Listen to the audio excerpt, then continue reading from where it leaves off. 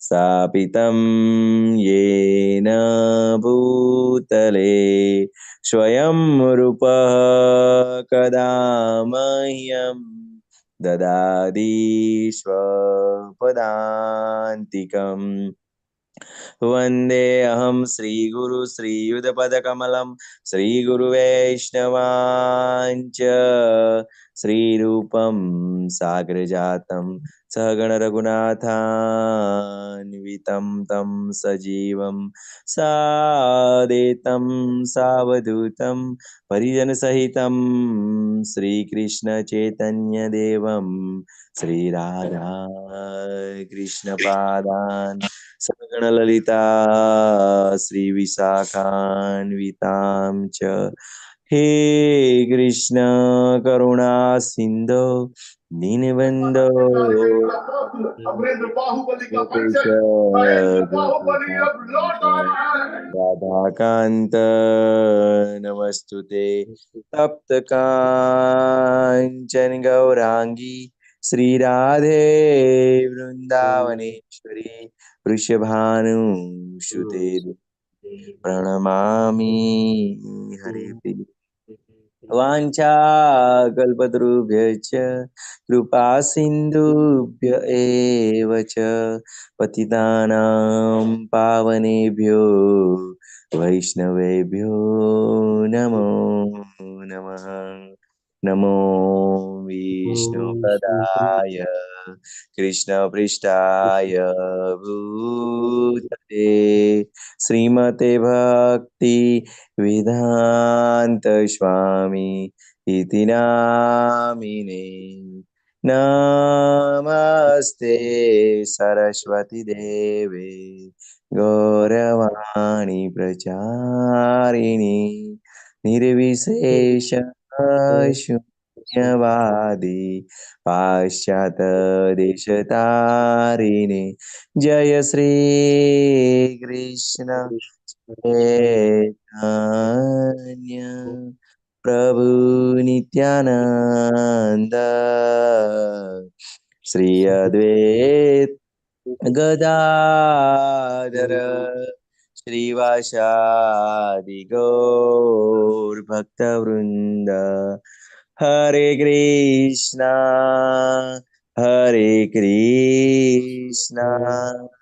कृष्णा कृष्णा हरे हरे हरे राम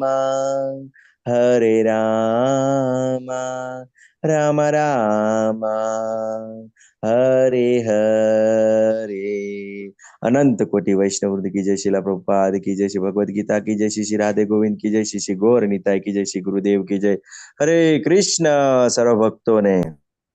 हरे कृष्ण कृपया प्रभु जी धन्यवाद। हरे कृष्ण प्रभु जी, हरे कृष्ण। हरे कृष्ण सर्वे ने। शिला प्रभुपाद की जय, श्री राधा गोविंद प्रणाम। हरे कृष्ण हरे कृष्ण महेश प्रभु जी, हरे कृष्ण मुकेश प्रभु जी, हरे कृष्ण आनंद प्रभु जी, हरे हरे कृष्ण कृष्ण प्रभु जी। हरे कृष्ण तप्तकंचन माता जी, हरे कृष्ण सुशील,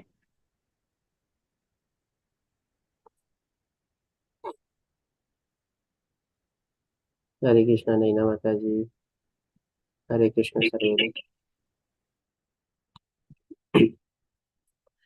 તો આજે આપણે લઈશું 8મો અધ્યાય, જેનું નામ છે ભગવત પ્રાપ્તિ અથવા તો અક્ષર બ્રહ્મ યોગ.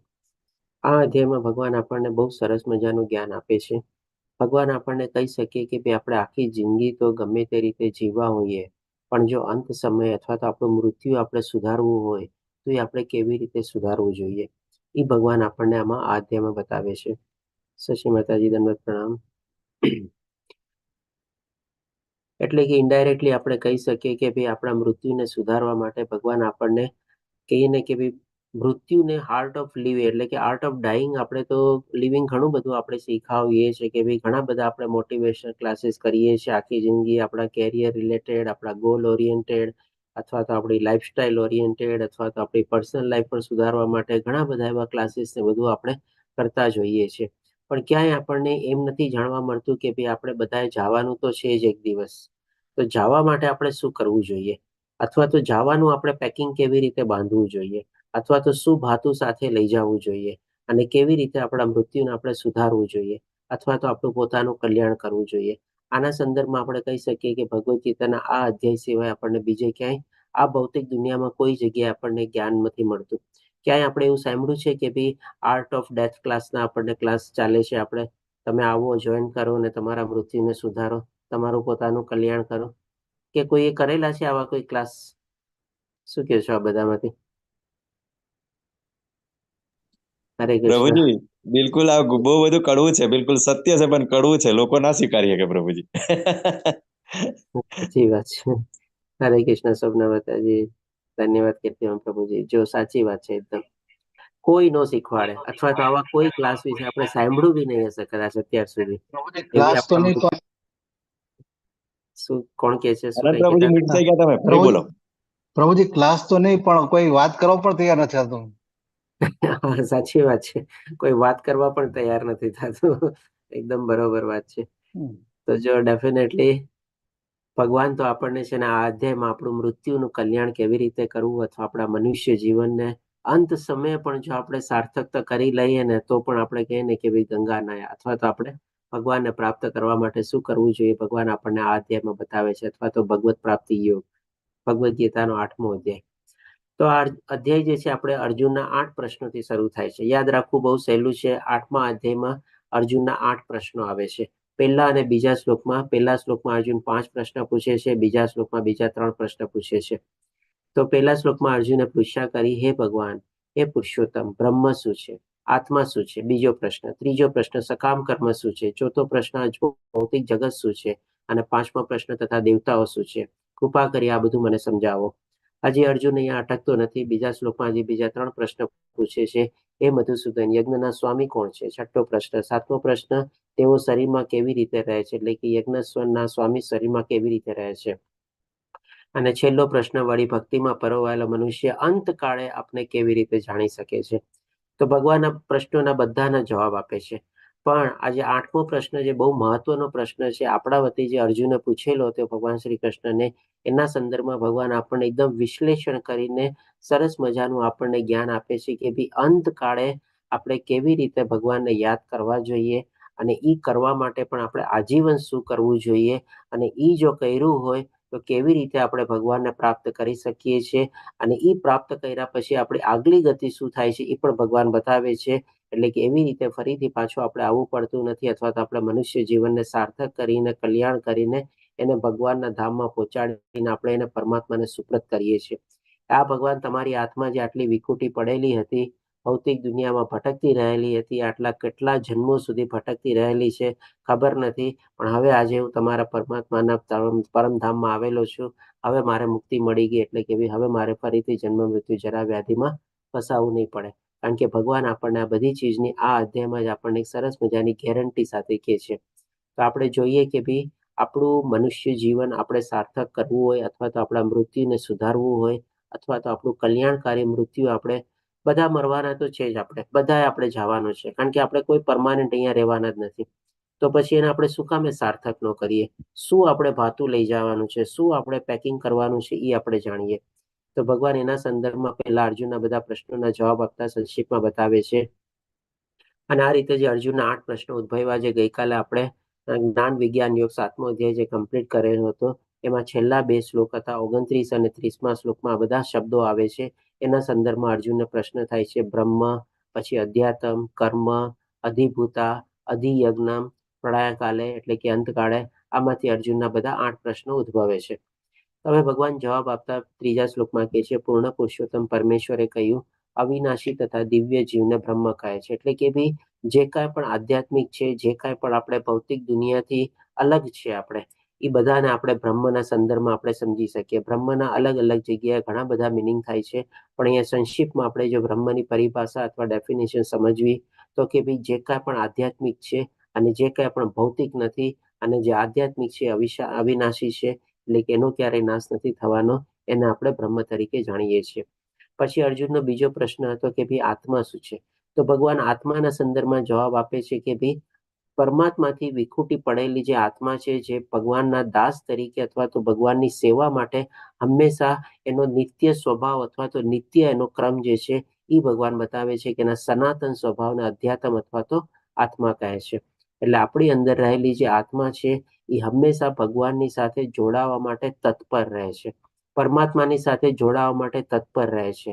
પણ કંઈક ને કંઈક આપણી ઈચ્છા કેળવેલી હોય છે, એટલા માટે ભગવાન પછી આપણને કહે છે કે ભાઈ જા, તું તારી જઈને ઈચ્છા પૂરી કર પેલા.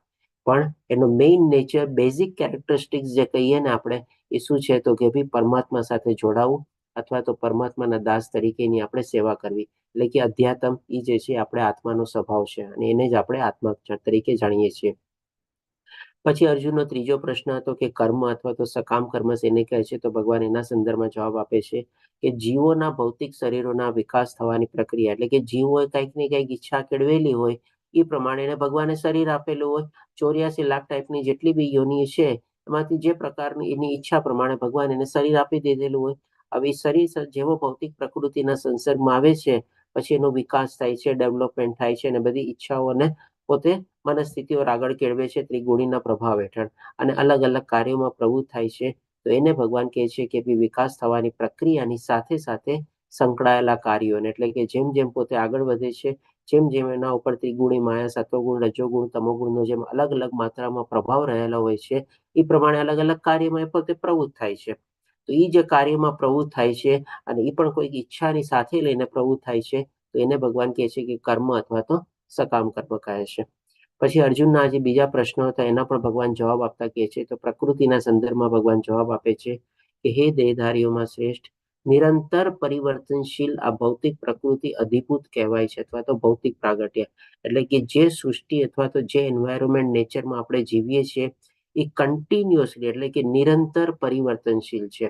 આપણામાં કહે છે ને કે ચેન્જ ઇઝ કોન્સ્ટન્ટ, એટલે કે ક્ષણે ક્ષણે, સેકન્ડે નહીં પણ સેકન્ડના પણ જે નાનો ભાગ હોય આપણે જેને ક્ષણ કહીએ અથવા તો મોમેન્ટ કહીએ, એ દરેક ક્ષણે આ પ્રકૃતિમાં કંઈક ને કંઈક ચેન્જીસ આવ્યા જ કરે છે. આપણે કોઈક સમજી શકીએ છીએ, કોઈક ચીજ આપણને દેખાય છે, કોઈક ચીજ આપણને મોઢે ખબર પડે છે. આજે જેમ કે કોઈક જગ્યાએ આપણે રહેતા હોઈએ 2-10 વર્ષથી, તો નાના નાના ચેન્જીસ આપણને એટલા જલ્દી નજરે ન પડે, પણ એ જ જગ્યાએ છોડીને પછી આપણે બીજે વયા જઈએ અને 5-10 વર્ષ પછી પાછા આવીએ ત્યારે આપણને કેટલા બધા ચેન્જીસ લાગે. ઓ જો આ પેલા નહોતું, અહીંયા આવી રીતે આમ હતું, આ વયું ગયું, આમ હતું, આમ તેમ હતું. એટલે કે આ કન્ટિન્યુઅસલી પ્રકૃતિમાં પણ કંઈક ને કંઈક હંમેશા ચેન્જીસ આવતા જ રહે છે. જેમ આપણે સમય કન્ટિન્યુઅસલી ચાલતો રહીએ છીએ એવી રીતે આ પરિવર્તન પણ કન્ટિન્યુઅસલી ચાલતું જ રહે છે. એટલે જ કહે છે ને કે ભાઈ ચેન્જ ઇઝ કોન્સ્ટન્ટ અથવા તો જીવન જ એક પરિવર્તન છે આપણે. અને પછી ભગવાન અધિદેવતાના સંદર્ભમાં પરિભાષા આપે છે કે સૂર્ય તથા ચંદ્ર જેવા સમસ્ત દેવોનો, એટલે કે ભાઈ સૂર્યનારાયણ, ચંદ્ર દેવતા, જેટલા બી દેવી દેવતાઓ છે જેનો જેમાં સમાવેશ થાય છે તે ભગવાનનું વિરાટ રૂપ અધિદેવ કહેવાય છે. અધિદેવ એટલે કે બધા દેવોથી પણ અધિક.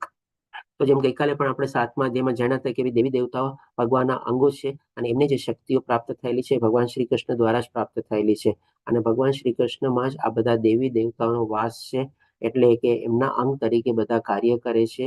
એટલા માટે ભગવાન શ્રી કૃષ્ણ અધિદેવ એટલે કે દેવોથી પણ અધિક છે. અને પ્રત્યેક દેહધારીના હૃદયમાં પરમાત્મા રૂપે સ્થિત પરમેશ્વર અધિયજ્ઞ અથવા તો યજ્ઞનો સ્વામી કહેવો છું. એટલે કે અર્જુનનો પ્રશ્ન હતો કે ભાઈ યજ્ઞના સ્વામી કોણ છે, તો ભગવાન કહે છે કે ભાઈ હું, એટલે કે પુરુષોત્તમ પરમેશ્વર ભગવાન શ્રી કૃષ્ણ જે છે એ યજ્ઞના સ્વામી છે.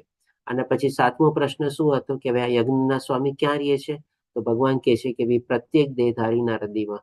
એટલે કે ભાઈ ખાલી મનુષ્ય નહીં પણ જેટલા બી આપણે 84 લાખ ટાઈપના જીવો છે બધામાં પરમાત્માનો વાસ છે અને બધાના હૃદયમાં જે છે પરમાત્મા આપણે સ્થિત થયેલા છે.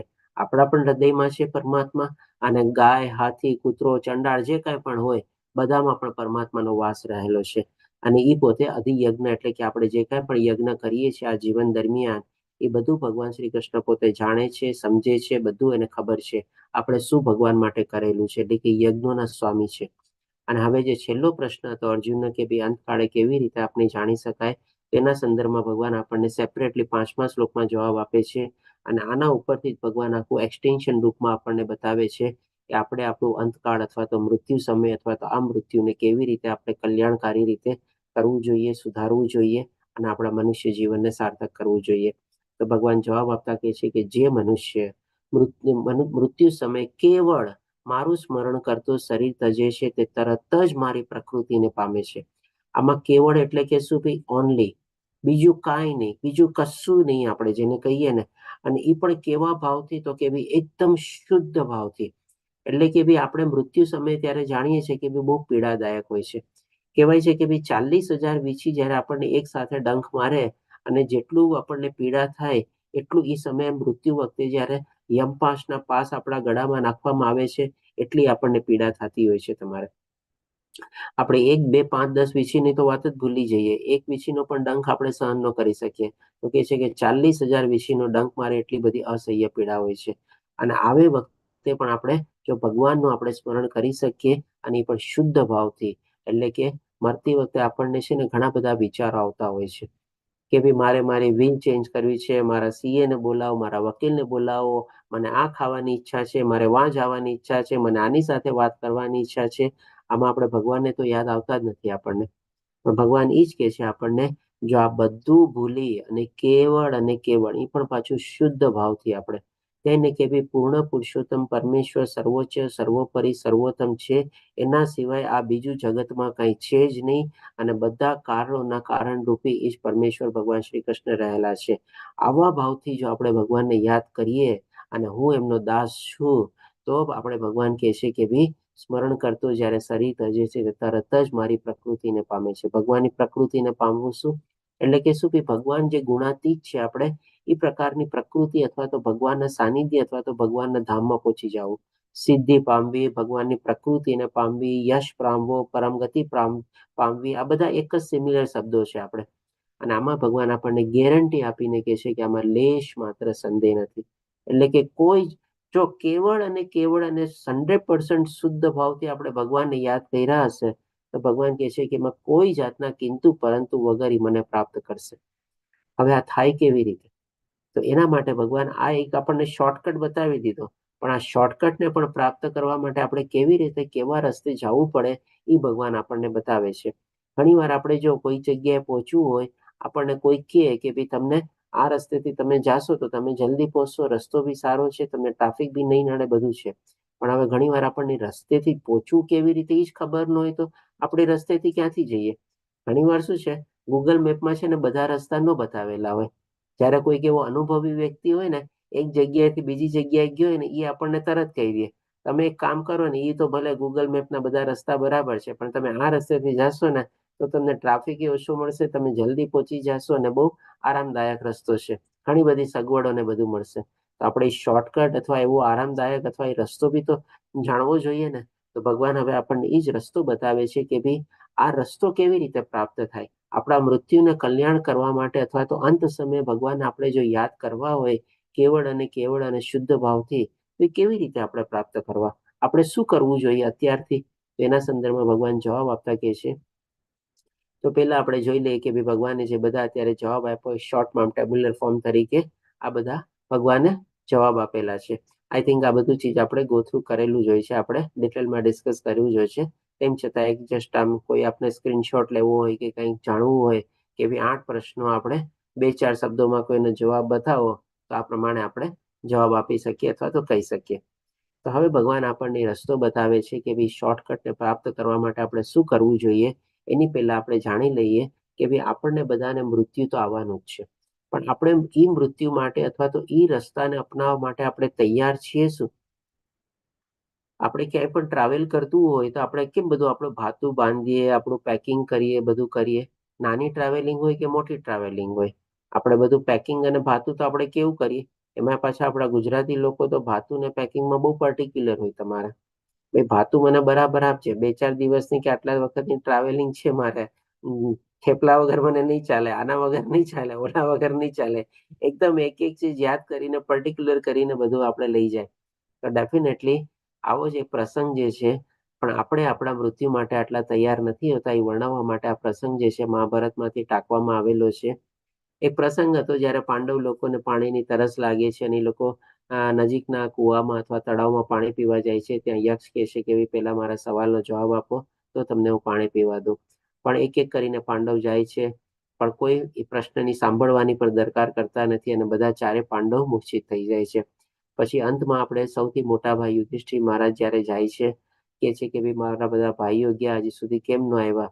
ત્યારે એ જઈને જોવે છે તો ત્યાં યક્ષ ફરીથી કહે છે કે આ 4 ભાઈઓની આવી અવસ્થા કરનાર હું છું, કારણ કે એણે મારા પ્રશ્નોને સાંભળવાની દરકાર કરેલી ન હતી. તો યુધિષ્ઠિરને તો આપણે જાણીએ છીએ કે ભાઈ ધર્મરાજા છે, એ કહે છે કે ભાઈ આપ મને પૂછો, હું મારી પૂરી કોશિશ કરીશ આપને સંતોષકારક જવાબ આપવાની. ત્યારે યક્ષ પ્રશ્ન પૂછે છે કે ભાઈ આ સૌથી મોટી અચરજ પમાડનારી ચીજ શું છે આપણે આ સંસારમાં અથવા તો આ જગતમાં અથવા તો મનુષ્ય માટે?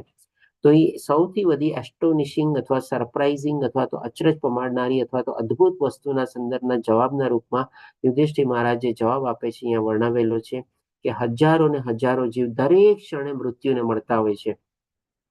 અહીંયા જો જીવ એટલે કે ભાઈ ખાલી મનુષ્ય નહીં આપણે, પણ જેટલા બી 84 લાખના જે જીવો છે બધા જીવો આવી ગયા. અને દરેક ક્ષણે એટલે કે ભાઈ સેકન્ડથી પણ જે નાનો ભાગ હોય એમાં હજારો ને હજારો કેટલા મરી જતા હશે ને કેટલા જન્મ પામતા હશે આપણને કઈ ગણતરી છે જ નહીં આપણી પાસે. આપણે કહીએ કે ભાઈ મનુષ્યની ગણતરી આપણે દુનિયામાં અથવા વિશ્વમાં આપણને એક પર્ટિક્યુલર ટાઈમમાં કરીએ કે ભાઈ આ ટાઈમમાં આટલા દુનિયામાં માણસો મરેલા કારણ કે એની નોંધણી થયેલી છે. પણ બાકી બધા જે જીવો છે જે મૃત્યુ પામે છે એની કઈ જગ્યાએ કઈ નોંધણી થાય છે આપણે? નથી થતી. તો ડેફિનેટલી આવા તો કેટલાય જીવો મરતા હશે આપણે. તો એ જ યુધિષ્ઠિર મહારાજ કહે છે કે ભાઈ આવા હજારો જીવો દરેક ક્ષણે મૃત્યુને મળતા હોય છે. પણ એક મૂર્ખ વ્યક્તિ તેમ છતાં પોતાને મૃત્યુહીન માને છે અને મૃત્યુ માટે તૈયાર નથી. શું કામ એને મૂર્ખ કહેવામાં આવેલો છે? કારણ કે આપણે જાણીએ છીએ કે ભાઈ આપણે પણ એક દિવસ મૃત્યુ તો આવવાનું જ છે, પણ આપણે કોઈ દી એની માટે એની તૈયારી કરીએ છીએ? કોઈ દી માટે આપણે એનું પેકિંગ કરીએ છીએ? કોઈ દી આપણે એનું માટે ભાતું બાંધીએ છીએ? જેમ શરૂઆતમાં આપણે ડિસ્કસ કર્યું ને કે ભાઈ કોઈ આપણને એવા ક્લાસ ચાલે છે કે જે શીખવાડે છે કે ભાઈ આપણા મૃત્યુનું આપણે કેવી રીતે કલ્યાણ કરવું અથવા તો આ મનુષ્ય જીવનને અંતકાળે આપણે કેવી રીતે સાર્થકતા પુરવાર કરવા માટે પ્રયત્ન કરવા જોઈએ, એવા કોઈ ક્લાસ આપણને અથવા તો કોઈ જગ્યાએ જેમ આનંદ પ્રભુજીએ કીધું ને સાંભળવામાં પણ નથી આવતું, આપણે કોઈ ચર્ચા કરવામાં પણ નથી આવતી આવી ચીજમાં આપણે. તો એ જ છે મનુષ્ય માટે. ક્યાંય આપણને આવું તો ક્યાંય શીખવાડવામાં જ નથી આવતું ને કે ભાઈ તું એક દિવસ જવાનો છો, તને ખબર છે તારે તારી સાથે શું લઈ જવું જોઈએ, તારે કેવી રીતે જીવન જીવવું જોઈએ, તારે કેવી રીતે તારું કલ્યાણ કરવું જોઈએ. આપણને ક્યાંય આવો ક્યાંય શીખવાડવામાં આવતું જ નથી. એટલા જ માટે તો મૂર્ખ કહે છે યુધિષ્ઠિર મહારાજ કે ભાઈ પોતાને મૃત્યુહીન માને છે. મૃત્યુહીન માને છે એનો મતલબ શું કે ભાઈ એક પર્ટિક્યુલર મોમેન્ટમાં એ સમજે છે કે ભાઈ ના હું અત્યારે તો જે મરવાનો જ નથી. આપણે બે પ્રશ્નો એવા છે કે જો મનુષ્યને પૂછીએ ને કે ભાઈ તારે તો બહુ લાંબુ જીવવાનું છે, તું તો 100 વર્ષ જીવવાનો છે, એનો જવાબ આપણને નામાં જ આવશે. અરે ના ના ભાઈ એટલું લાંબુ જીવીને શું કરવું છે, હવે જલ્દી જઈએ ઉપર એટલું સારું છે. આપણે હાલતા ફરતા ચાલતા કરતા વયા જઈએ ને, ખાટલે ન પડીએ ને, બીમારીઓ ન આવે ને, એવા જ તરત વયા જઈએ તો સારું. આપણે પછી આપણે કે અચ્છા ઠીક છે ચાલ તો તૈયાર થઈ જા, હમણાં તારે નેક્સ્ટ સેકન્ડમાં તારે મરવાનું છે. અરે ના ના ઉભો રે ભાઈ, હમણાં નથી મરવું મારે. આ બે પ્રશ્નના જવાબમાં આપણને હંમેશા ના જ મળે. તમારે કોઈ દી આપણે કે એટલા માટે અહીંયા યુધિષ્ઠિર મહારાજ કહે છે કે પોતાને મૃત્યુહીન માને છે. અને આ કહે કે ભાઈ નેક્સ્ટ સેકન્ડમાં તારું મૃત્યુ માટે તું તૈયાર છો? બહુ ઓછા આપણને જવાબ મળશે. આપણે બધા અત્યારે ક્લાસ કરીએ છીએ, જ્ઞાન મેળવી લીધું છે, એટલે કદાચ એમાંથી આપણે હું પૂછીશ તો કદાચ બધા આપણને હા પાડશે. પણ જો જનરલી આપણે પૂછવા જઈએ અને ઇવન ક્લાસ પત્યા પછી આપણે કહે કે ભાઈ ક્લાસ પતશે ને નેક્સ્ટ સેકન્ડે તારું મૃત્યુ થવાનું છે, પાછું અરે ઉભો રે ભાઈ બાકી છે, અરે ચાલ આપણા ક્લાસ રેવા દે, ક્લાસ એટેન્ડ નથી કરો, મને ખબર પડી ગઈ છે ભાઈ 1 સેકન્ડમાં પછી હું મરવાનો છું, તો રેવા દે ક્લાસ હમણાં રેવા દે, અડધી કલાક તો ટાઈમ છે ને 1 કલાકનો ટાઈમ છે ને, આ કરી લો ઓલું કરી લો આમ કરી લો. એટલે કે મૃત્યુ માટે તૈયાર હશે ને તો પણ એ પોતે ક્લાસને પેલા પોસ્ટપોન કરશે અને પેલા એ માં બધી તૈયારી કરશે. જી કીર્તિ પ્રભુજી શું કહો છો? પ્રભુજી આપણે એમ કહીએ ને કે આ બધું ભક્તિ કરીએ ને તો ભગવત ધામ જવાય, બરોબર? તો ભગવત ધામ તો મરીને પછી જ જવાય ને, બરોબર? એવું ખેલે છે ને એ માટે બી તૈયાર ના હોય કે વાપરવું જ નહીં કેવું કે સાચી વાત છે. એટલે કે એ જ કહેવાનું તાત્પર્ય એ છે કે ભાઈ આપણે એક પર્ટિક્યુલર ક્ષણમાં આપણને એ ક્ષણમાં આપણે મૃત્યુ માટે હાજર નથી કે હા આવ મૃત્યુ, હું તો તારી રાહ જોઈને બેઠો છું, આવ બાદ ભરી લે, મને લઈ જા, બસ એવી રીતે. આપણે એવી રીતે મૃત્યુ માટે તૈયાર નથી, એટલે કે મૃત્યુને આપણે માનીએ છીએ. અને એવી રીતે આપણે તૈયારી અથવા પેકિંગ અથવા તો વાતું બાંધવા પણ આપણે નથી આપણે તૈયાર થતા. હજી તો ટાઈમ છે ને, સમય આવશે ને ત્યારે દેખા જાયગા. એ તો જયારે આવવું હશે ત્યારે આવી જશે ને થઈ જશે, ત્યારે પતી જશે, આપણને ક્યાં ખબર પડવાની છે. બસ આવા જ કંઈક ને કંઈક આપણે એક્સક્યુઝ લઈને ચાલતા હોઈએ છીએ. આ જ યુધિષ્ઠિર મહારાજ કે છે આ દુનિયાની સૌથી અદ્ભુત વસ્તુ છે. આપણે ડેફિનેટલી બહુ જ અચરજ પમાડનારી ચીજ છે. ખબર છે આપણને મૃત્યુ આવવાનું છે, પણ આપણે એના માટે તૈયારી નથી કરતા અને નથી તૈયાર બી થતા. આપણે પણ હવે ડેફિનેટલી ભગવાન આપણને શોર્ટકટ બતાવ્યો છે, એ આપણે કેવી રીતે પ્રાપ્ત કરવાનો છે. ભગવાન આપણને કહે છે કે હે કુંતી પુત્ર, શરીરનો ત્યાગ કરતી વખતે મનુષ્ય જે ભાવનું સ્મરણ કરે છે એવા જ ભાવને તે નિશ્ચિતપણે પ્રાપ્ત કરે છે. તો આના સંદર્ભમાં આપણે જાણીએ છીએ, ભરત મહારાજની આપણે સ્ટોરી લઈએ છીએ કે ભરત મહારાજ બહુ મોટા રાજા હતા, જેના ઉપરથી આપણા ભારત દેશનું ભરત નામ રાખવામાં આવેલું છે, એ ભરત રાજા. કારણ કે આપણા શાસ્ત્રમાં અને ઇતિહાસમાં પણ ઘણા બધા ભરત રાજા થઈ ગયા છે. રામના પણ નાના ભાઈનું નામ ભરત હતું આપણે, પણ અહીંયા એ ભરત નહીં, પણ આપણે બીજા ભરત મહારાજ છે આપણે. તો એ ભરત મહારાજ બહુ સારા રાજા હતા, પોતાના પ્રજાનું સારી રીતે કાળજી રાખતા, ભરણ પોષણ બધું કરતા આપણે. હવે એક દિવસ એને લાગે છે કે ના ભાઈ, મારે મૃત્યુ માટે તૈયાર થવું જોઈએ. ત્યારે એ ચૂપચાપ રાતના કોઈને કીધા વગર પોતે નીકળી જાય છે પોતાના રાજ્યમાંથી. કઈને જેવા જાય તો કોઈ એને જવા દેવાના હતા નહીં. અને એ જંગલમાં જઈને તપસ્યા અને સાધનામાં પ્રવૃત્ત થઈ જાય છે, ભગવાનને પ્રાપ્ત કરવા માટે અલગ અલગ પ્રકારના બધા યજ્ઞો કરે છે. પણ યજ્ઞ કરતા કરતા ભાઈ શું થાય છે કે ભાઈ એમનો જીવ શેમાં લાગી જાય છે, તો કે હિરણમાં લાગી જાય. ને એ હિરણ કોણ હતું? તો કે ભાઈ આવી રીતે એક દિવસ સવારના પોરમાં પોતાના નિત્ય કર્મ કરીને પ્રાતઃકાળમાં કોઈ યજ્ઞ કરતા હતા, ત્યારે સામેથી એનું પાણીનું જે ઝરણું જાતું હતું, કહેવાય છે આ ગંડકી નદીનું ઝરણું હતું આપણે. એમાં એક હિરણને જોવે છે, ભાગતું આવે છે, અને પોતાનો જીવ બચાવતો એવું લાગે છે, કારણ કે એની પાછળ બીજું કોઈ હિંસક પ્રાણી પડેલું હતું, એનો શિકાર કરવા માંગતું હતું. તો એ હિરણ આપણે એક જગ્યાએથી બીજી જગ્યાએ છલાંગ મારે છે અથવા તો કૂદે છે. પણ સંજોગવશાત થાય છે શું, એ હિરણ ત્યારે ગર્ભસ્થ હતું. એટલે કે એની અંદર જે બચ્ચું પલતું હતું આપણે, એ કુદાકો મારે છે ત્યારે ઝરણામાં એ બચ્ચું પડી જાય છે આપણે. અને હિરણ આગળ જઈને પછી ઘાયલ થાય છે અને ભયમાં પોતે મૃત્યુ પામે છે. અને આ બધી ઘટના જે છે ભરત મહારાજની સામે એકદમ ક્ષણભરમાં થઈ જાય છે. અને એ ક્ષણમાં પછી ત્યારે યજ્ઞ કરતા ઉભીને પછી આ હિરણના બચ્ચાને પોતાના કબજામાં લે છે, અને પછી એનું સારી રીતે ભરણ પોષણ કરે છે, એની કાળજી રાખે છે. અને એને મોટું કરતા કરતા એની સાથે એટલી પ્રીતિ બંધાઈ જાય છે કે એના બાળકની જેમ પોતે સમજે છે. આપણે જેમ ઘણીવાર પોતાના પેટ હોય ને, કૂતરો કે બિલાડી કે પેટ રાખીએ એવી રીતે, એવી રીતે પણ હિરણ રાજા એના પોતાના પુત્રની જેમ સમજવા માંડે છે. જો પોતાના ઘર બાર બધું છોડીને, એના પણ પુત્રો હતા, પત્ની હતી, રાજા હતા, પ્રજા હતી, સારા એવા બધું હતું, સમૃદ્ધ બધું હતું, બધું છોડીને અહીંયા એ યજ્ઞ કરવા આવેલા હોય તે ભગવાનને પ્રાપ્ત કરવા માટે. પણ જે કહીએ ને ત્રિગુણી માયા, એક હિરણમાં આવીને એનો પોતે ત્યારે જીવ અટકી જાય છે. અને એના પુત્રની જેમ પોતે બધું એના સાથે વર્તે છે. હિરણ તું ક્યાં ગયું, હિરણ તે ખાધું, હિરણ તે રમ્યો, હિરણ તું ક્યાં ગયો, તો તે શું કર્યું, બધું આવી રીતે એટલી બધી પ્રીતિ બંધાઈ જાય છે. અને એ જ પ્રીતિમાં હિરણ તો શું છે, બે જાનવર છે, એને કેટલું ગમે મનુષ્ય સાથે. અને પણ આવા વનમાં ને જંગલમાં રહેતા હોય ત્યારે એક દિવસ એવું થાય છે કે ભાઈ સાંજના બહુ મોડે સુધી અંધારું થઈ જાય છે, ત્યાં સુધી હિરણ પાછું આવતું નથી. અને આ ભરત મહારાજને તેની પ્રીતિ બંધાઈ ગઈ હતી એમાં. પોતાના બચ્ચાજીની જેમ સમજતા હતા, બાળકની જેમ સમજતા હતા કે ભાઈ હિરણ ક્યાં ગયું હશે, ફરીથી કોઈ એનો શિકાર કરી લીધો હશે કે નહીં, ઘાયલ થયું હશે કે નહીં, જીવતો છે કે મરી ગયો. આવા વિચારોમાં એને ગોતવા જાય છે. અને ક્યાંક અંધારામાં એમનો પગ અટકી જાય છે અને પોતે પડી જાય છે, અને ઓન ધ સ્પોટ ત્યારે મૃત્યુ પામે છે. તો એ જ્યારે મૃત્યુ પામે છે પછી ત્યારે એના વિચારો શેમાં અટકેલા હતા?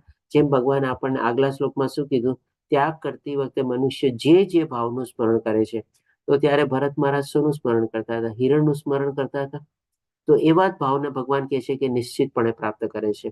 તો ડેફિનેટલી એને પણ પછી ઇમિડિયેટ જે નેક્સ્ટ બર્થ થાય છે, આપણે જે પ્રમાણે શાસ્ત્રમાં વર્ણવેલું આવેલું છે, એને હિરણનું શરીર પ્રાપ્ત થાય છે. કારણ કે હિરણમાં એનો જીવ અટકેલો હતો. ભગવાન કહે છે હાલે તને જ હિરણનું શરીર આપી દો. તને જેની સાથે બહુ પ્રીતિ બંધાયેલી હતી ને, તું પોતે જ બની જા. એટલે કે એનાથી વધારે હું તને શું આપું? એટલે કે આપણી જ્યાં ઈચ્છા અથવા જ્યાં આપણો જીવ અટકેલો હોય, જેવા મરતી વખતે આપણે વિચારો કરીએ, એવું આપણને નેક્સ્ટ જન્મ ભગવાન આપણને પ્રાપ્ત કરાવે છે. તો હિરણનો જન્મ મળે છે. અને જે પ્રમાણેના કર્મો એને ભોગવવાના હતા, પણ ઘણા પુણ્ય કર્મ કરેલા હતા ભરત રાજાએ, તો એને પોતાની પાછલા જન્મની સ્મૃતિ અને હિરણના શરીરમાં પણ એને યાદ રહે છે. અને પછી અમુક અવધિ પછી ફરીથી પાછું એને જળ ભરતની આપણે એટલે કે મનુષ્ય યોની પ્રાપ્ત થાય છે. અને એમાં પછી આવી ભૂલ કરતા નથી, અને ભગવાનની ભક્તિ કરીને ભગવાનના ધામને પામે છે. તો ટૂંકમાં આખી આ સ્ટોરી લેવાનો તાત્પર્ય એ કે બીજો મરતી વખતે આપણો જ્યાં જીવ હશે ને, ભગવાન આપણને એવી ઈચ્છા આપી દેશે તૃપ્ત કરવા માટે. એક દાખલા રૂપે લઈએ, મરતી વખતે માની લો કોઈ વ્યક્તિની ઈચ્છા હોય કે ભાઈ મારે આખી જિંદગીમાં મારો ડ્રીમ હતું કે ભાઈ મારે પાયલોટ બનવું છે આપણે. જી દર્શના માતાજી, આપણા એન્ડ છે, શું કહો છો? ના સોરી પ્રભુજી, ભૂલથી થઈ ગયું હતું. ઓકે, કઈ વાંધો નહીં. તો જેમ કે માની લો એ વ્યક્તિની ઈચ્છા હતી કે ભાઈ મારે પાયલોટ બનવું હતું, પણ સંજોગ વસાથી પોતે પોતાના જીવનમાં પાયલોટ બની ન શક્યો. કંઈક ને કંઈક એવા અવરોધ અથવા કોઈ અડચણ આવ્યા અને પોતે કંઈક બીજી રીતે પોતાનું આખું જીવન ગાળ્યું. અને મરતી વખતે મારી જિંદગીનું તો આખું ડ્રીમ હતું, પાયલોટ બનવાની ઈચ્છા હતી, પણ રહી ગયું. ભગવાન શું કરશે? અને આવી રીતે જો એનો પોતાનો જીવ છોડશે, ભગવાન એને પછી એવો જ શરીર આપી દેશે કે ભાઈ હાલે તને પક્ષીનું શરીર આપું છું. કે એમાં તો તારે મનુષ્ય જીવનમાં તો પાયલોટ બનવા માટે તારે કેટલી બધી ટ્રેનિંગ લેવી પડે, પૈસા ખર્ચવા પડે, તારો ટાઈમ આપવો પડે, ત્યારે જઈને તું પાયલોટ બન. એના બદલે હું તને એવું શરીર આપું છું કે તને જન્મતા આવે તો તને પાંખ આવી જશે, કારણ કે પાયલોટ બનીને તારે આકાશમાં ઉડવું હતું જ ને. તો હાલે પક્ષીનું શરીર આપી દઉં છું, ઉડે રાખ આકાશમાં. એટલે કે ટૂંકમાં એક દાખલા રૂપે આપણે લીધું આ કે ભાઈ મરતી વખતે જ્યાં જ્યાં આપણો જીવ અટકેલો હોય ને, ભગવાન આપણને એવું શરીર પ્રાપ્ત કરાવે છે. આપણે છે ને 7મા અધ્યાયના સંદર્ભમાં પણ છે ને એક એવી એક કથા છે. એક બ્રાહ્મણ હતો ને, એ આપણે ઘણું બધું ધન એકત્રિત કરે છે. પોતાના બ્રાહ્મણ કર્મો પોતે નથી પાડતો, પણ કે ને કે વૈશ્ય ધર્મ પોતે પાડે છે, ને એવા કર્મમાં પ્રવૃત્ત થાય છે કે ભાઈ ધન ભેગું કરવાની પ્રવૃત્તિમાં થાય છે. હવે ધન ભેગું કરતા કરતા શું છે, એનો જીવ તો હંમેશા ધનમાં જ લાગેલો હોય કે આ પૈસા આમ કરવો, અહીંયા રાખવું, વાં રાખવું તમારે. તો એકવાર આવી રીતે ટ્રાવેલ કરતો હોય છે, ત્યારે મને અત્યારે ગામનું શાસ્ત્રમાંથી જ આ સ્ટોરી છે, ગામનું નામ અને બ્રાહ્મણનું નામ યાદ નથી આવતું તમારે, નહીં તો એ પણ હું તમને કહી દે, ટાંકવી દે. તો એ બ્રાહ્મણને છે ને એકવાર આવી રીતે ક્યાંક ટ્રાવેલ કરતો હતો પૈસા કમાવા માટે વૃત્તિમાં, ત્યારે જંગલમાંથી પસાર થાય તો એક સાપ એને ડંખ મારે છે. તો એ ડંખ મારતા એના મનમાં એવા વિચારો આવે છે કે ભાઈ આ જે મારું ધન જે છે હું કેવી રીતે રાખીશ, કરીશ, તમારે હું પણ એ કેવી રીતે સંગ્રહ ક્યાં કરું, બધું તમારે આવા મનમાં ને મનમાં વિચાર હોય છે ને. તો પછી એનું જે નેક્સ્ટ મૃત્યુ એને શરીર મળે છે, એ સાપનું મળે છે. કારણ કે એ શું વિચારે છે કે ભાઈ જે ધન મેં મારા ઘરમાં જ્યાં બધું દાટેલું છે ને, સાપ તો આપણે જમીનની અંદર રહે ને, ગર્ભમાં રહે ને તમારે. એટલે કે હું પણ એ જમીનની નીચે મેં ધન દાટેલું છે, એની કાળજી રાખવા માટે, એની સુરક્ષા રાખવા માટે હું પણ સાપ યોનીમાં જઈને એની સુરક્ષા કરીશ તમારે. એટલો બધો એના પોતાના ધનમાં એનો જીવ લાગેલો હતો. તો ભગવાન એને નેક્સ્ટ યોની જે છે સાપની જ આપે છે તમારે. હજી આગળ સ્ટોરી છે, પછી એનું કેવી રીતે કલ્યાણ થાય છે અને પુત્રો બધું કરે છે, અને પણ એ પછી લઈશું આપણે. પણ ટૂંકમાં કહેવાનું આપણે તાત્પર્ય એ છે કે ભાઈ મરતી વખતે જે ઈચ્છા આપણે કેળવીએ ને, એવું પ્રકારનું આપણને ભગવાન શરીર આપણને આપી દે છે. હવે માની લો આ ચીજ કરવા માટે જેમ ભગવાન આપણે કીધું ને કે શોર્ટકટ ને આપણે કેવી રીતે મરતી વખતે કેવી રીતે ભગવાનનું, જેમ ભગવાને કીધું ને કે કેવળ મારું નામ લે છે, મારું સ્મરણ કરે છે, તો નિશ્ચિત રૂપે એમાં લેશ માત્ર શંકા નથી, મને મારી પ્રકૃતિને પ્રાપ્ત કરે છે. કેવી રીતે કરવું? એટલા માટે કે છે, તેથી હે અર્જુન, તારે સદા કૃષ્ણ રૂપમાં રહેલા મારું ચિંતન કરતા રહેવું, અને તે સાથે જ યુદ્ધ કરવાનું તારું નિર્ધારિત કર્તવ્ય પણ કરવું જોઈએ. એટલે કે ડેફિનેટલી મરતી વખતે આપણે જો ભગવાનનું સ્મરણ કરવું હોય, ચિંતન કરવું હોય, તો આજથી જ આપણે શરૂઆત કરવી પડે. આપણે એના માટે પેકિંગ અને ભાતું જે છે આજથી જ તૈયારી કરવી પડે. કારણ કે મૃત્યુ ગમે તે ક્ષણમાં આવવાનું છે, આપણને કોઈને કહીને નથી આવવાનું. આપણે કોઈની સાથે અપોઇન્ટમેન્ટ અથવા ડેટ આપણે ફિક્સ નથી કરેલી, આપણે ભગવાને ફિક્સ કરેલી છે, ને ભગવાન આપણને કોઈ દી બતાવવાના નથી. તો પછી આપણે ઈ જ ભગવાન એટલીસ્ટ કમસે કમ રસ્તો તો બતાવે છે. જેમ કીધું ને, કોઈક માણસ ત્યાં જઈને આવ્યો હોય અને કે ભાઈ ભલે ગૂગલ મેપમાં તને રસ્તો નહીં મળે, પણ હું તને રસ્તો બતાવું છું. તો ભગવાન આપણને ઈ જ રસ્તો બતાવે છે કે ભાઈ સદા કૃષ્ણ રૂપમાં, એટલે કે કન્ટિન્યુઅસલી જો આપણે ભગવાનનું ચિંતન અને સ્મરણ કરતા રહીએ, તો અનાયાસે પણ મરતી વખતે આપણા મનમાંથી અથવા તો આપણા ભાવમાં ભલે આપણને કંઈક એવી શારીરિક તકલીફ આવી ગઈ હોય, પણ આવી રીતે જો ચિંતન કરેલું હોય તો કદાચ આપણે ભગવાનને યાદ કરી શકીએ. સાથે ભગવાન આપણને શું કહે છે કે યુદ્ધ કરવાનું તારું નિર્ધારિત કર્તવ્ય પણ કરવું જોઈએ. એટલે કે તમે કહેશો કે ભાઈ અત્યારે અર્જુનને યુદ્ધ કરવાનું બી કે છે, અને ભગવાનનું સ્મરણ કરવાનું બી કે છે, ચિંતન કરવાનું કે છે. એટલે કે શું ભગવાન અર્જુન જે છે હે કૃષ્ણ કરીને બાણ છોડતો હશે શું? ડેફિનેટલી એમ નહીં. પણ આપણે ભાવનામાં અથવા તો આપણે એવા અહેસાસ અથવા અનુભૂતિ આપણે છે ને બેક ઓફ ધ માઇન્ડમાં આપણે ભગવાન માટે રાખવાનું છે. જે તમને ખ્યાલ હોય તો આપણે 3જા અધ્યાય અને 5મા અધ્યાયમાં કર્મયોગમાં આપણે બહુ સરસ રીતે ડિસ્કસ કરેલું હતું કે ભગવાન દ્વારા, ભગવાન થકી, ભગવાન માટે, ભગવાનને સાથે રાખીને, ભગવાનને જોડીને આપણે ચાલવાનું છે. બધા કર્મમાં આપણે પ્રવૃત્ત થવાનું છે. આપણે આપણું નિર્ધારિત કર્તવ્ય કર્મ કરવાનું છે. કર્મ ક્યારેય છોડવાનું નથી. પણ આ બધું શેના માટે કરીએ છીએ, શું કામે કરીએ છીએ, કેવી રીતે કરીએ છીએ, એ બધું શેના માટે? તો કે બધા કારણોનું કારણ તો કે ભાઈ ભગવાન શ્રી કૃષ્ણ. આવી ભાવના અને આવા અહેસાસથી આપણે ભગવાનને સાથે રાખીએ તો એ પણ આપણે ભગવાનનું ચિંતન કરતા રહીએ છીએ આપણે. અને જાતે એટલા જ માટે ભગવાન આપણને કહે છે, તારા કાર્યોનું મને સમર્પણ કરીને અને તારા મન તથા બુદ્ધિને મારામાં સ્થિર કરીને તું નિશ્ચિતપણે મને પ્રાપ્ત કરીશ. એટલે કે આપણે કર્તવ્ય કર્મ કરવાની સાથે સાથે ભગવાનની આવી અનુભૂતિની સાથે ચાલીએ અને જે કાંઈ પણ ફળ મળે એ ભગવાનને આપણે સમર્પણ કરી દઈએ, નિષ્કામ ભાવે નિસ્વાર્થ ભાવે આપણે કર્મ કરીએ અને એ જ રાખીએ કે ભાઈ હું જેમાં પણ પ્રવૃત્ત થયેલું છે ભગવાન દ્વારા, ભગવાન થકી, ભગવાન માટે અને ભગવાનને સાથે રાખીને જોડીને ચાલીએ તો આપણે કહી શકીએ કે ભાઈ ભગવાનનું આપણે સતત આપણે સ્મરણ, આપણે ચિંતન અથવા તો એમાં આપણે પ્રવૃત્ત થયેલા છે. તો આ રીતે ભગવાન આપણને જે ઉપાય બતાવે છે એ ઉપાય આપણે અજમાવવાનો છે. અને આ ઉપાય જો આપણે અજમાવીએ તો ડેફિનેટલી આપણે મરતી વખતે પણ અનાયાસે આપણા મનમાંથી ભગવાનનું સ્મરણ અથવા ચિંતન જાય નહીં. પછી હવે ભગવાન આપણને બધા માટે તો આ પોસિબલ હોતું નથી. તો બધા લોકો કરે છે શું? કંઈક ને કંઈક બીજા અલગ અલગ પ્રકારના વિચારો આવતા હોય. એના સંદર્ભમાં ભગવાન આપણને 8મા શ્લોકમાં કહે છે કે હે પાર્થ, જે મનુષ્ય પોતાના મનને મારું સ્મરણ કરવામાં સદા મગ્ન રાખીને અવિચળ ભાવથી પૂર્ણ પુરુષોત્તમ પરમેશ્વર રૂપે મારું ધ્યાન કરે છે તે નિશ્ચિતપણે મને પ્રાપ્ત કરે છે. એટલે કે જો આવી રીતે કરશું તો ભગવાને પહેલા બી કહી દીધું છે કે લેશ માત્ર સંદેહ નથી. અને અહીંયા પણ ભગવાન આપણને ફરીથી ગેરંટી આપે છે કે ભાઈ નિશ્ચિતપણે મને પ્રાપ્ત કરશે. એટલે કે ભગવાન આપણને ડબલ એશ્યોરન્સ આપીને કહે છે, પણ એની કન્ડિશન શું છે કે ભાઈ પોતાના મનને મારું સ્મરણ કરવામાં સદા મગ્ન રાખીને અવિચળ ભાવથી, એટલે કે ભાઈ ડાયલ્યુટેડ નહીં કે ભાઈ ચાલો હજી તો મારે આ બાકી છે, ઓલું બાકી છે, ભગવાનને તો યાદ કરું જ છું પણ મારું આ બી થઈ જવું જોઈએ, ઓલું બી થવું જોઈએ, આમ બી થવું જોઈએ, એમ બી થવું જોઈએ, આ બાકી છે, ઓલું બાકી છે, આમ કરવું છે, એમ કરવું છે, એવી રીતે નહીં. તો પછી કેવળ ભગવાનનું નામ ન થયું અને શુદ્ધ ભાવે ભગવાનનું નામ ન થયું. આપણે સંપૂર્ણ રીતે ભગવાનને આપણે યાદ કરીએ અને શુદ્ધ ભાવથી યાદ કરીએ તો ભગવાન કહે છે કે ભાઈ નિશ્ચિતપણે મને પ્રાપ્ત થશે.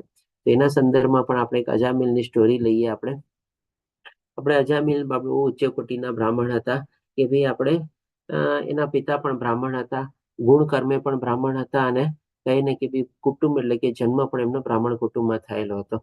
પણ જેમ આપણે કીધું એ ભરત મહારાજને પણ ત્રિગુણી માયા આપણે સતાવે છે. બધું છોડી છાડીને જાય છે ભગવાનની સેવા અને ભગવાનને પ્રાપ્ત કરવા, પણ લાગી જાય છે જીવ એનો હિરણમાં. તો આવી રીતે પણ આટલા પવિત્ર અને બ્રાહ્મણ હતા.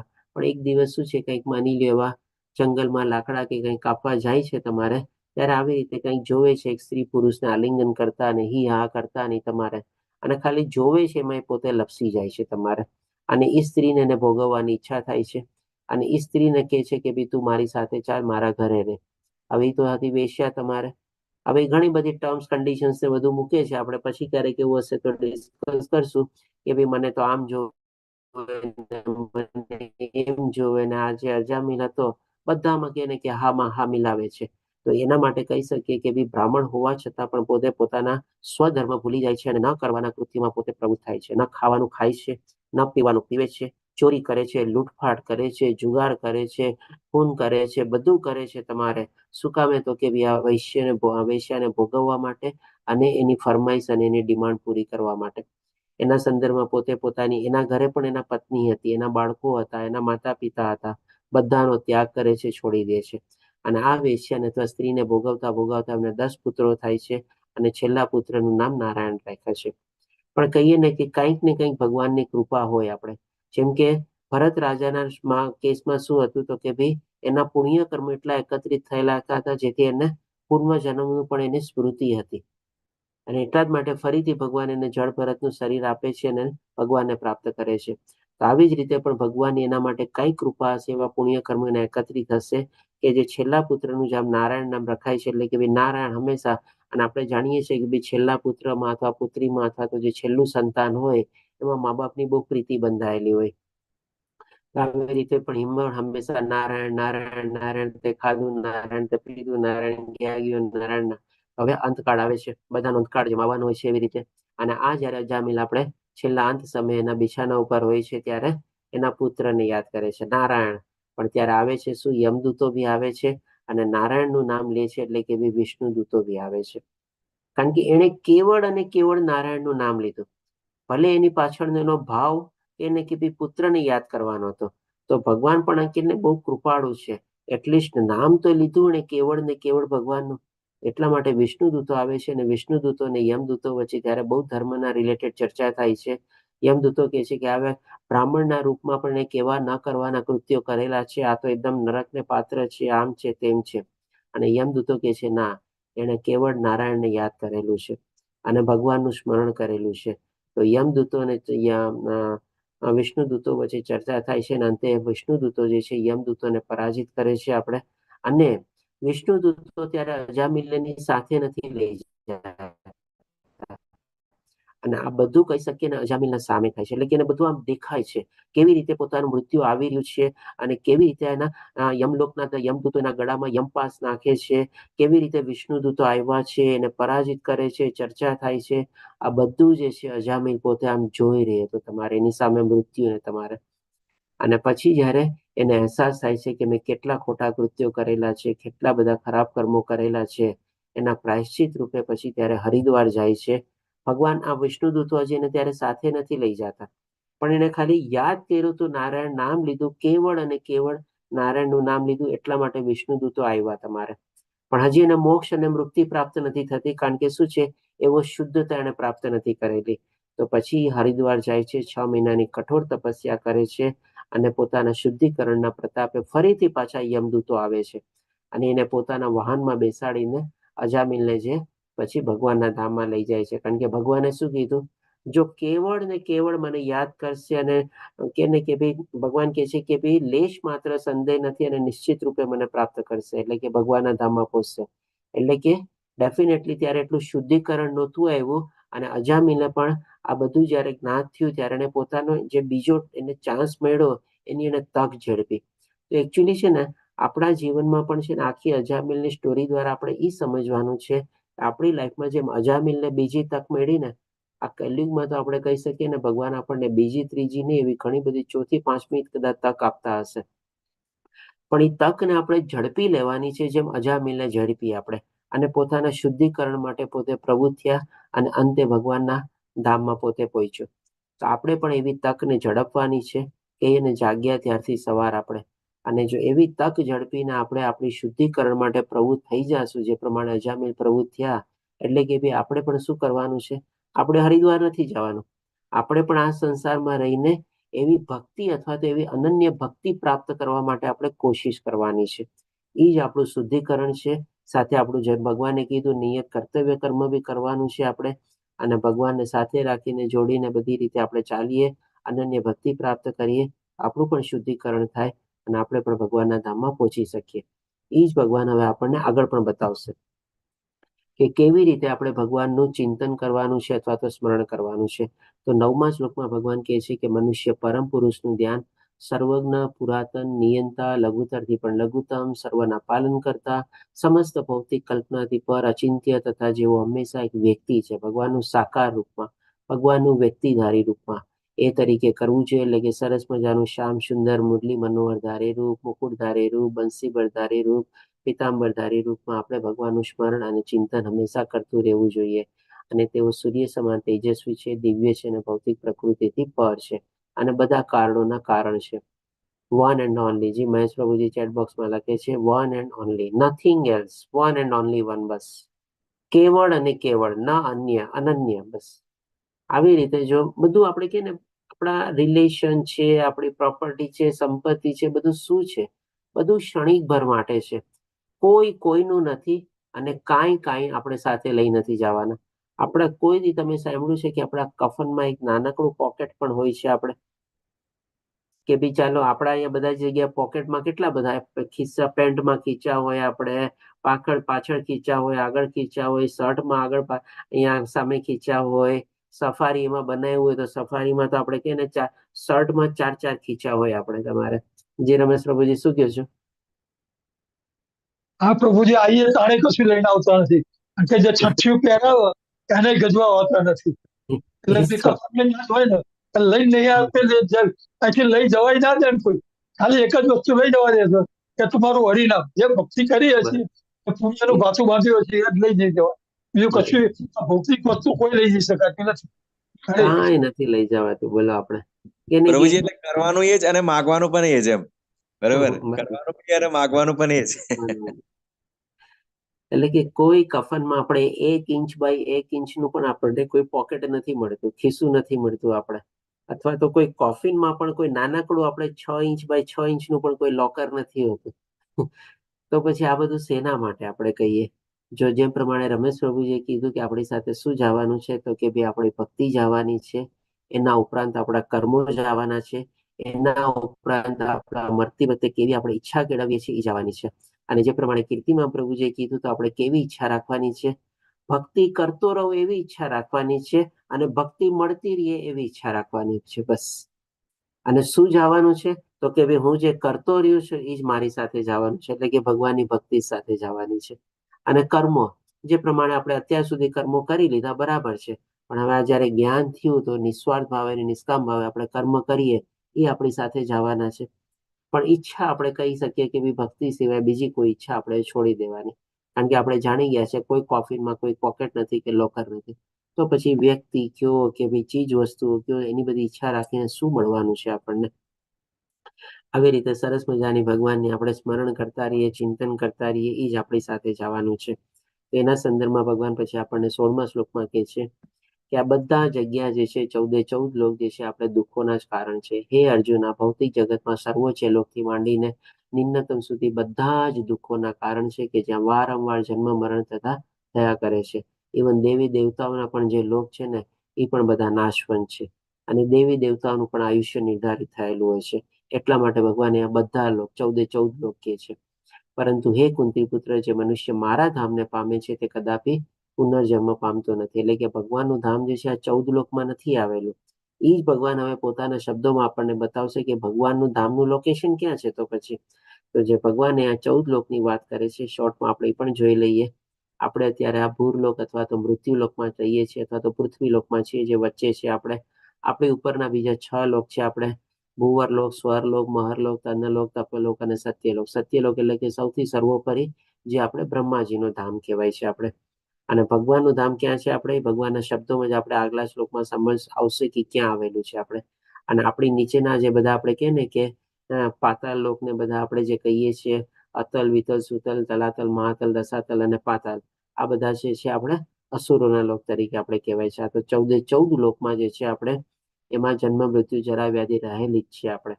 જે દેવી દેવતાના લોકના બધા છે એમાં પણ આપણે રહેલી જ છે જન્મ, મૃત્યુ, જરા, વ્યાધિ. પણ જે ભગવાનના ધામમાં પહોંચે છે ને ક્યાં પહોંચે છે, તે ભગવાન આપણને કહે છે 20મા શ્લોકમાં, કે પોતાનું ધામ ક્યાં આવેલું છે, અથવા તો જોગ્રાફિકલ લોકેશન આપણને બતાવે છે. આપણે કોઈ જગ્યાએ માની લો શિફ્ટિંગ કરતા હોય તો આપણે બધું જોઈએ ને, કે ભાઈ કઈ જગ્યાએ ઘર લેવું, એ ઘર લેવાથી મને ઓફિસ કેટલી દૂર પડશે, બાળકોની સ્કૂલ કેટલી દૂર પડશે, કોલેજ કેટલી દૂર પડશે, શોપિંગ મોલ કેટલા દૂર પડશે, માર્કેટ કેટલી દૂર પડશે, એન્ટરટેનમેન્ટ પર મલ્ટીપ્લેક્સ કેટલા દૂર પડશે. આ બધું આપણે વિચારીએ ને એ પ્રમાણે આપણે કરીએ ને, તો ભગવાન આપણને અહીંયા આપણું પોતાનું જોગ્રાફિકલ લોકેશન પણ આપણને બતાવી દે છે કે આ 14 લોકની ઉપર જે છે એ મારું ધામ છે. એટલે કે છે કે આ સિવાય, એટલે કે કોના સિવાય? તો કે આ 14 લોક સિવાય એક અન્ય અવ્યક્ત પ્રકૃતિ છે. અવ્યક્ત શું કામે? કારણ કે આપણને દેખાતું નથી. પણ શું છે? તો કે જે શાશ્વત છે, એટલે કે પરમાનન્ટ છે. 14 લોકનો નાશ વિનાશ થવાનો છે, પણ ભગવાનનું જે ધામ જે છે, જેનાથી પરે છે, એનું શાશ્વત પરમાનન્ટ છે આપણે. અને આ વ્યક્ત તથા અવ્યક્ત પદાર્થોથી પરે છે. એટલે કે ભાઈ વ્યક્ત એટલે કે શું? ભાઈ જે આપણને મૃત્યુલોક અથવા પૃથ્વીલોક જે દેખાય છે આપણે, વ્યક્ત છે આપણે. અને અવ્યક્ત એટલે કે એની ઉપરના પણ જે બધા લોક છે, ઇન્ક્લુડિંગ સત્યલોક ને બધા, પણ આપણને દેખાતા નથી, અને એનાથી પરે છે. એનાથી ઉપર ભગવાનનું ધામ આવેલું છે. તો આપણે લોંગિટ્યુડ, લેટિટ્યુડ ભગવાને આપણને બતાવી દીધા, પોતાનું ધામ ક્યાં આવેલું છે અને કેવું સર્વોપરી છે. એટલે કે છે તે સર્વોપરી અને કદાપી નષ્ટ ન થનારી છે. બાકી બધું નષ્ટ થશે, પણ ભગવાનનું ધામ નષ્ટ નહીં થાય. જ્યારે આ જગતમાંનું બધું જ નાશ પામે છે, ત્યારે પણ તે ભાગ તેમનો તેમ જ રહે છે. તે ભાગ એટલે કયો? તો કે ભગવાનના ધામનો ભાગ. આપણે એને કોઈ ટચ કરી શકતું નથી. એ હંમેશા શાશ્વત છે, જેમ ભગવાને કીધું એ પ્રમાણે. તો આ રીતે ભગવાને આપણને પોતાના ધામનું જોગ્રાફિકલ લોકેશન બતાવ્યું, અને આપણે પણ જાણી ગયા કે ભાઈ અલ્ટિમેટલી આપણા મનુષ્ય જીવનનું લક્ષ્ય આ ધામમાં પહોંચવાનું છે. આપણને ગોલ અથવા તો ડેસ્ટિનેશન મળી ગયું છે આપણે. હવે ભગવાન આપણને કહે છે 21મા શ્લોકમાં, કે જેઓ વેદાંતિ અપ્રગટ તથા અવિનાશી કહે છે. વેદાંતિ એટલે કોણ છે? આ બધા જે વેદોનું બધાનું જે પઠન અને અધ્યયન બધું કરતા હોય ને, આપણે વેદાંતિ કહીએ. વેદાંતિ લોકો એને કેવી રીતે ડિસ્ક્રાઇબ કરે છે? તો કે અપ્રગટ. કારણ કે કોઈ દી પ્રગટ થયું નહોતું અને પ્રગટ થવાનું બી નથી. એ જે છે એ છે, મીન્સ પછી ભગવાનનું ધામ છે. જેમ ભગવાનનું પણ આપણે કોઈ દી ઇતિહાસ ન કાઢી શકીએ કે ભગવાન પણ આ તારીખે અને આ સમયે પ્રગટ થયા અથવા તો આવ્યા સૌથી પહેલું આપણે, એવી જ રીતે ભગવાનનું પણ જે ધામ જે છે પણ એ પણ આપણે એનું કોઈ એક્ઝિસ્ટન્સ નું કાઢી શકીએ કે ભાઈ આ તારીખે ને આ દિવસે ભગવાન એનું ધામ બનાવ્યું અથવા તો ભગવાનના ધામનું એક્ઝિસ્ટન્સ રહેલું છે. એ અપ્રગટ એટલે કે ભાઈ પહેલેથી છે અને હવે ફરી કોઈ દી પ્રગટ થવાનું બી નથી. એટલા માટે કહે છે કે અપ્રગટ તથા અવિનાશી કહે છે, એટલે કે કોઈ દી એનો વિનાશ બી નથી થવાનો. અને એ જ જે આપણે પરમ કહેવાય છે. અલ્ટિમેટલી જે આપણી આત્મા રહેલી છે, જે અર્જુનના પ્રશ્નના સંદર્ભમાં હતું ને કે ભાઈ આત્મા કોણ છે, ને ભગવાનના ધામ સુધી પહોંચાડીએ તો જ આપણે પરમ ગતિ પ્રાપ્ત કરેલી કહેવાય. અને જેને પ્રાપ્ત કર્યા પછી કોઈને ત્યાંથી પાછા આવવું પડતું નથી, તે મારું પરમ ધામ છે. એટલે કે આવી રીતે ભગવાન પોતાના ધામની વ્યાખ્યા પણ આપણને બતાવે છે. અને આના સંદર્ભમાં પણ જો ભગવાન આપણને શાસ્ત્રનો રેફરન્સ આપે છે. જેમ આપણે કીધું ને કે કુરુક્ષેત્રની યુદ્ધ ભૂમિ ઉપર જ્યારે ભગવાન શ્રી કૃષ્ણએ જ્ઞાન આપેલું હતું, એવું નહોતું કે ઓન ધ સ્પોટ ત્યારે ને ત્યારે ભગવાને આ જ્ઞાન ક્રિએટ કરેલું હતું. બધી જગ્યાએ ભગવાન ઘણી બધી જગ્યાએ આપણને શાસ્ત્રોના રેફરન્સ લઈને આપણને આ જ્ઞાન બતાવે છે. અહીંયા પણ ભગવાન જ આપણને વેદાંતિના સંદર્ભમાં આપણને બતાવ્યું. હજી આ ભગવાન આપણને 22મા શ્લોકમાં કહે છે કે જેઓ સૌથી મહાન છે તે પૂર્ણ પુરુષોત્તમ પરમેશ્વર અનન્ય ભક્તિ દ્વારા જ પ્રાપ્ત થાય છે. એટલે કે આ બધી ચીજનો અલ્ટિમેટ ઉપાય શું? તો કે ભાઈ અનન્ય ભક્તિ લેવલ સુધી જો આપણે પહોંચીએ તો જ કેવળ, અને પણ આપણે કન્ટિન્યુઅસલી નિરંતર રીતે એવા ભાવથી આપણે ચાલીએ આગળ, જીવન જીવવાનું અત્યારથી શરૂઆત કરી દઈએ તો જ મૃત્યુ સમયે આપણે ભગવાનને યાદ કરી શકશું, જે પ્રમાણે અજામિલે યાદ કર્યું આપણે.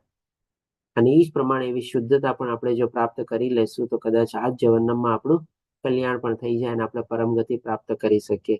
અને આ ચીજ જે છે કેવળ આપણને અનન્ય ભક્તિ દ્વારા જ પ્રાપ્ત થઈ શકે છે. અને તેઓ પોતાના ધામમાં વિદ્યમાન રહે છે, એટલે કે ભગવાન એના ધામમાં તો હંમેશા બેઠેલા છે, પણ આપણી સાથે પણ એવું નથી કે એના ધામમાં બેઠા છે એટલે કે ભગવાન આપણને એટલે દૂર જાણતા નથી, જોઈ શકતા નથી. ભગવાને સ્ટાર્ટિંગમાં જ બતાવી દીધું ને કે બધા યજ્ઞોના સ્વામી પરમાત્મા આપણા હૃદયમાં બેઠેલા છે.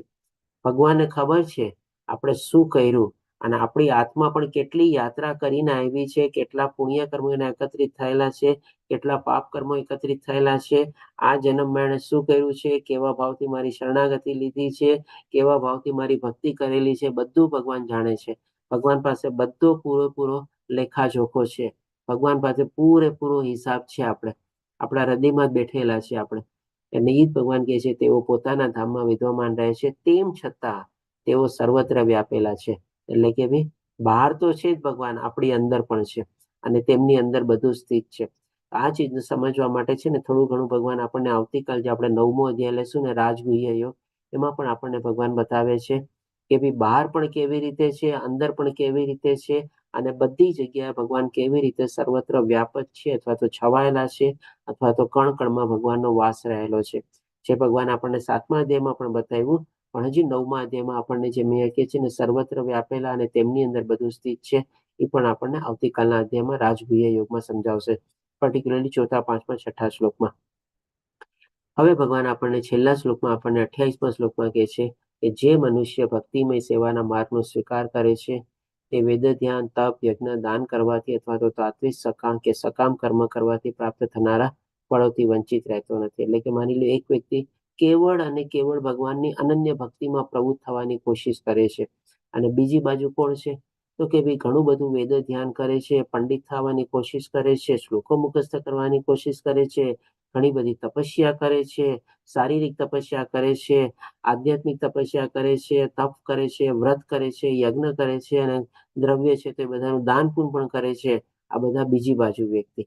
તો શું એક બાજુ જે વ્યક્તિ ખાલી ભગવાનની અનન્ય ભક્તિ કરે છે, માની લે બીજું કાંઈ નથી, એની પાસે એટલું જ્ઞાન પણ નથી, સંસ્કૃત સમજવાનો એની પાસે સમય નથી, અથવા તો એમાં બુદ્ધિ ઉતારવાની એટલીમાં બુદ્ધિ પણ નથી તમારે, એ કોઈ તપ જ નથી કરતો, યજ્ઞ બી નથી કરતો, દાન બી નથી કરતો, તો શું આ બધા જે બીજી વ્યક્તિ બધું કરે છે એના ફળથી વંચિત રહી જવાનો છે?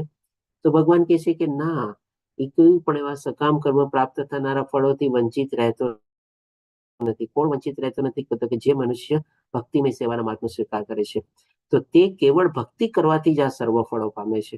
એટલે કે ડેફિનેટલી જેમ જેમ ભક્તિમાં આપણે પ્રવૃત્ત થશું ને, ભગવાન જ જો આપણી અંદર બેઠેલા છે, આપણને જ્ઞાન આપશે, આપણી તપસ્યા પણ આગળ વધારશે, આપણી શરણાગતિ પણ એવા ભાવથી આપણે ભગવાન પોતે સ્વીકાર કરશે, અને ડેફિનેટલી ભગવાન જ આપણને એવું બધું આપણને ભક્તિ માર્ગમાં આગળ વધારશે.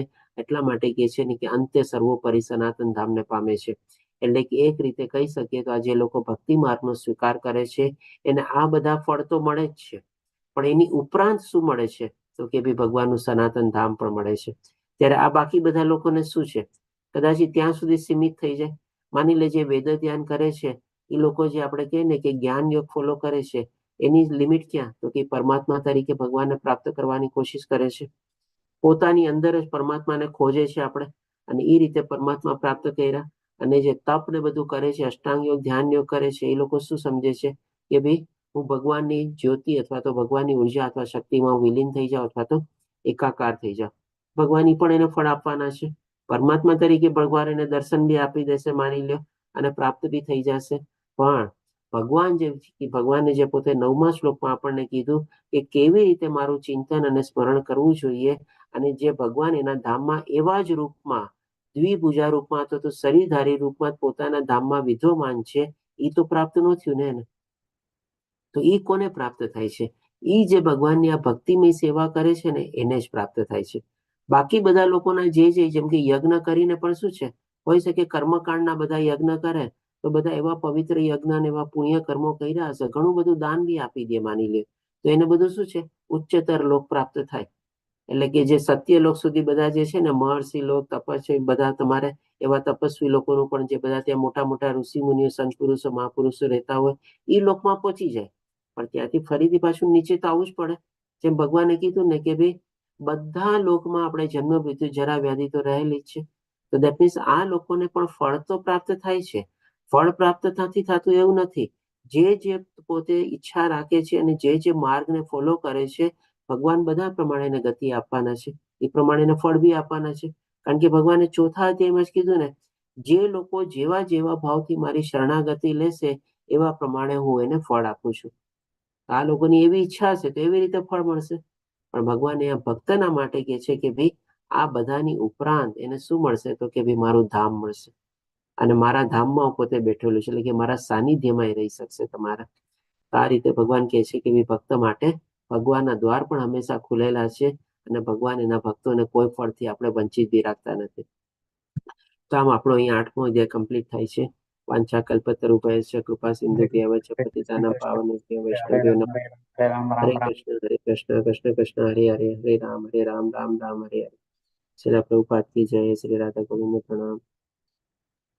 મજાના સંદર્ભમાં કોઈ પ્રશ્ન હોય તો લઈ શકીએ છીએ આપણે. હરે કૃષ્ણ કીર્તિ માતાજી. હરે કૃષ્ણ ચિંતન પ્રભુ.